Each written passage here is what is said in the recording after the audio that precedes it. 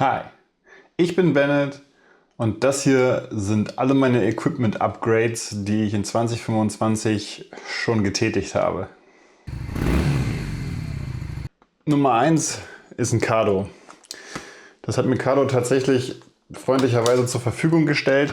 Und es ist ein mega Upgrade zu dem uralt Sena, was ich vorher hatte. Es macht megamäßig viel Spaß, damit sogar Musik zu hören, weil mit der Kooperation mit JBL sind halt einfach die Lautsprecher im Helm so um Längen besser. Qualität, sich zu unterhalten, ist total super. Und ich weiß nicht, was man noch mehr mit den Dingern machen will. Bestimmt können die noch einen Haufen Kram mehr. Für mich zählt, es ist laut genug, ich kann meine Frau richtig gut verstehen, ich kann toll Musik hören und ich kann vor allen Dingen auf langen Autobahnetappen sehr, sehr gut meine Hörbücher hören. Das zweite Upgrade ist Stegra.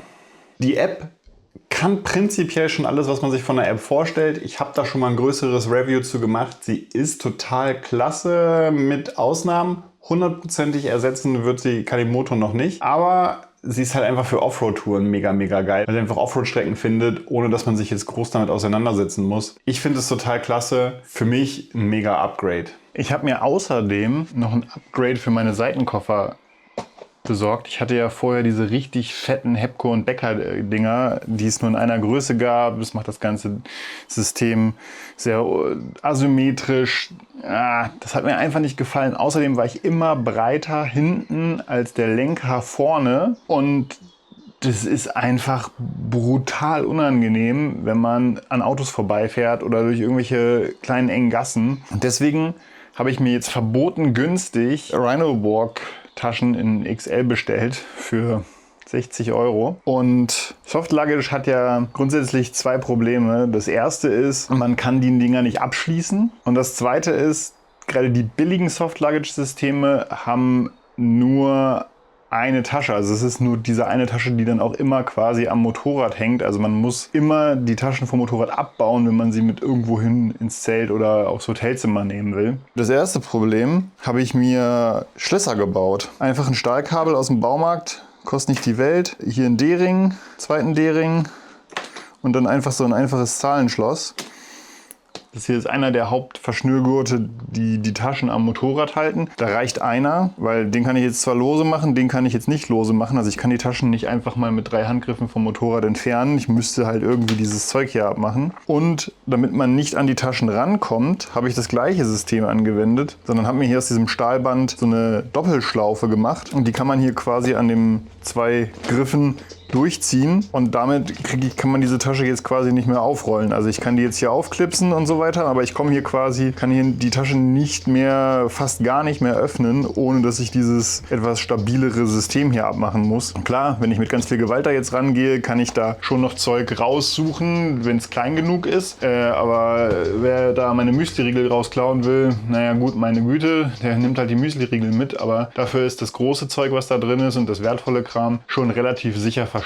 Das Schöne an dem System ist, dass wenn man die nicht abgeschlossen haben will, kann man sich die hier einfach so um diese Schlaufen drumherum legen. Dann sind die quasi immer an den Taschen, sind immer griffbereit, wenn man sie braucht, aber man kommt halt eben noch schnell einfach an die Taschen ran. Und klar, wer jetzt wirklich kriminelle Energie mitbringt und ein Messer dabei hat, der kommt hier immer ran, an alles. Der schlitzt hier einfach die Tasche auf, dann kann er alles rausnehmen etc. Es geht mir aber nicht darum, um die Leute, die wirklich mit krimineller Energie losgehen, weil die hält im Zweifel halt auch kein normaler Koffer auf. Jeden Motorradkoffer kriege ich mit einem Bolzenschneider, einer Akkuflex oder einem kleinen Kuhfuß aufgehebelt. Die Schlösser sind nicht brutal fest, dass sie jedem Angriff standhalten, aber es ist halt trotzdem mit gewisser krimineller Energie verbunden. Und das, was ich vor allen Dingen aufhalten will, sind die Gelegenheitsdiebe, die sagen, guck mal, hier steht so ein Motorrad rum, an die Taschen können wir jetzt mal einfach rangehen, weil da ist halt nichts, was mich aufhält. Jetzt ist da was mich aufhält und das heißt, ich muss da jetzt irgendwie mir schon Gedanken drum machen, was passiert denn, wie kann ich da rum und muss ich da irgendwas tun? Und dann stehe ich neben diesem Bike. Gelegenheitsdiebe wird es abhalten, Leute mit Messern und kriminelle Energie nicht, aber das reicht mir völlig aus. Bin noch nie mit irgendwie mehr besser gefahren oder so. Das zweite Problem, billiges Soft Luggage hat keine Innentaschen. Aber man kann sich halt einfache Drybags für günstig Geld kaufen. Und ich habe sogar welche beim Lewis gefunden, die haben exakt die gleiche Litergröße und sind darüber hinaus noch mit einem Ventil. 25 Liter Packsack mit Ventil, Kompression, passt mehr als ausreichend in die eigentlich nur 24 Liter fassenden Soft-Luggage-Sachen. Und damit habe ich eigentlich alles, was ich will. Das sind 60 € für 2 Beutel, 60 € für ein Gepäcksystem, ein Hitzeschild und ein bisschen Kram vom Baumarkt, um das zu sichern. Ich weiß nicht, was man mehr will. Wenn die jetzt noch so gut halten, wie das der Hersteller verspricht, braucht man nicht mehr Geld ausgeben. Falls da jetzt irgendwas mit dran passieren sollte, muss man vielleicht doch wieder Moskau kaufen. Dann war meine Frau so lieb und hat mir Equipment-Taschen genäht.